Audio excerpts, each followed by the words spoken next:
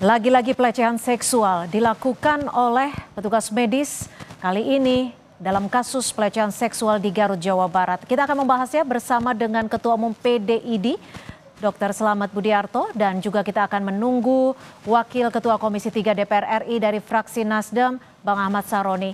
Saya akan langsung ke Pak Slamet. Pak Slamet, ini kan CCTV-nya sudah beredar di media sosial. Apakah PBID sudah melihat video ini dan apakah sudah diketahui saat ini keberadaan dokter oleh PBID? Ya, terima kasih. Kami sudah mengetahui dan kami sudah menghubungi ID cabang Garut tadi pagi, sehingga nanti lagi diproses. Dan saya juga heran kenapa di ruang periksa itu ada CCTV. Tapi kan justru CCTV ini yang bisa membantu terungkapnya kasus pelecehan seksual terhadap pasien, Pak Slamet. Ya, CCTV itu bisa itu kan harus izin pasien ada CCTV kalau di ruang periksa. Gimana? Silakan Pak Slamet. CCTV itu biasanya itu di luar ruang periksa. Kalau di dalam ruang periksa, maka dia harus mendapat izin dari pasien karena itu kan rahasia kedokteran. Tetapi apa yang dilakukan oleh dokter tersebut ya saya kira kalau memang benar kita prihatin lah karena itu melanggar kode etik kedokteran. Tapi gini, Pak Slamet, di luar ataupun terkait dengan keberadaan CCTV, tapi di sini sudah tampak bahwa peristiwa tersebut terjadi pada tahun 2024 lalu. Apakah PBID sempat mengetahui ataupun mendapat laporan terkait informasi ini? Sudah mendapat informasi Kapan itu dari Pak media Slamet? sosial dan 1 hari yang lalu ya kalau nggak salah. Kan itu sudah viral mulai hari kemarin ya. Hari tadi kita sudah menghubungi Ketua ID Cabang Garut untuk menindaklanjuti tersebut. Dan saya kira itu tidak bisa dibenarkan ya kalau memang dokter terbukti melakukan hal tersebut karena itu melanggar kode etik kedokteran. Kalau ID sendiri menemukan dugaan pelecehan seksual, apakah sudah dipastikan terkait hal ini? Ya itu kewenangan kepolisian ya untuk membuktikan bahwa itu terjadi pelecehan seksual. Kita hanya mengundang dokternya, terus pasiennya juga kalau ada pengaduan kan gitu kan. Jadi kita menunggu hasil dari kepolisian. Kalau dari PBID sendiri sudah memanggil dokter yang bersangkutan? Mestinya ini kan di cabang ya di Kota Garut, Kabupaten Garut. Saya kira di cabang sudah mengundang, sudah memanggil untuk dilakukan klarifikasi. Untuk izin prakteknya sejauh ini seperti apa? Nah, saya tidak tahu itu kan kewenangan Kepala Dinas Kesehatan ya. Nanti bisa ditanyakan ke Dinas Kesehatan setempat yang mengeluarkan surat izin praktek. Pak Slamet, jika kita tetap masih menunggu hasil penyelidikan dari kepolisian.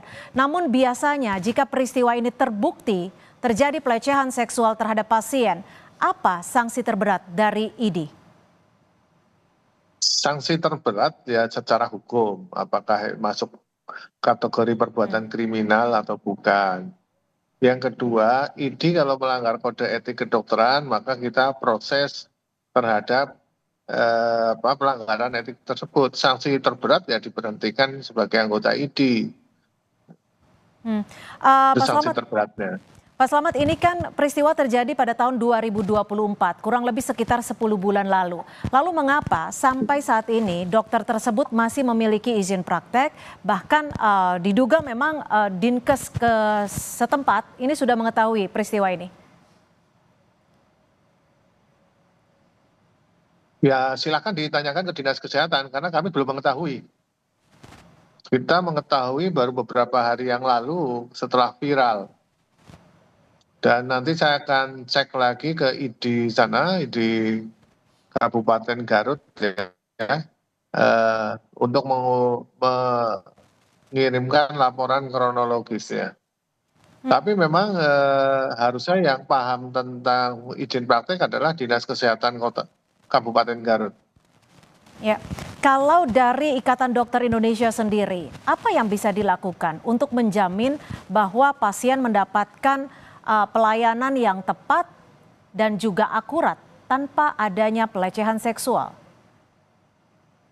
Ya, pertama adalah kita tidak henti-hentinya melakukan sosialisasi dan pembinaan etika terhadap seluruh anggota ID kedokteran, yaitu dokter. Itu kita tidak henti-hentinya akan melakukan pembinaan tersebut. Dan kemudian kita juga memberikan edukasi kepada masyarakat bahwa apabila datang sendirian lebih baik ditemani, kalau nggak ditemani oleh perawat atau tenaga kesehatan lain, sehingga akan mengurangi ekses-ekses hal seperti ini kan gitu. Terhadap dokternya kita juga seperti itu. Tapi semenjak Undang-Undang Kesehatan nomor 17 tahun 2023 kami sudah nggak punya kewenangan lagi karena tidak ada persyaratan rekomendasi ID dalam surat izin praktek. Sehingga kita ya tidak tahu terhadap setiap dokter yang praktek gitu. Kalau sampai saat ini dokter tersebut yang dokter kandungan yang diduga melakukan pelecehan di Garut Jawa Barat itu masih terdaftar di Ikatan Dokter Indonesia, Pak Slamet? Masih. Terakhir kali melakukan pembaruan izin kapan nih Pak? Selama dia masih praktek berarti dia terupdate, masih aktif.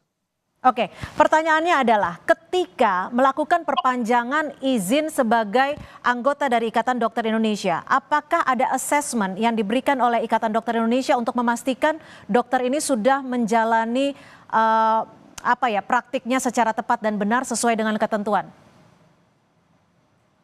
Ya, menjadi anggota ID itu adalah kita ada asesmen tersendiri, tetapi untuk praktek sebelum Undang-Undang Kesehatan terbit ada namanya rekomendasi izin praktek.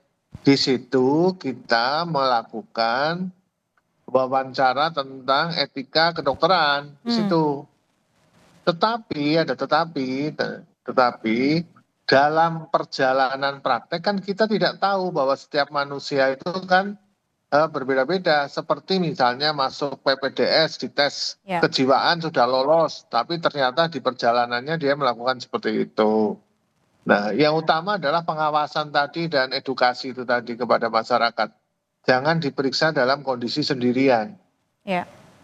Jadi masyarakat juga harus diedukasi terkait dengan pemeriksaan ketika melakukan di rumah sakit ataupun di klinik. Terima kasih Ketua Umum PDI, Pak Slamet Budiarto, sudah bergabung bersama kami di Kompas Petang. Selamat sore.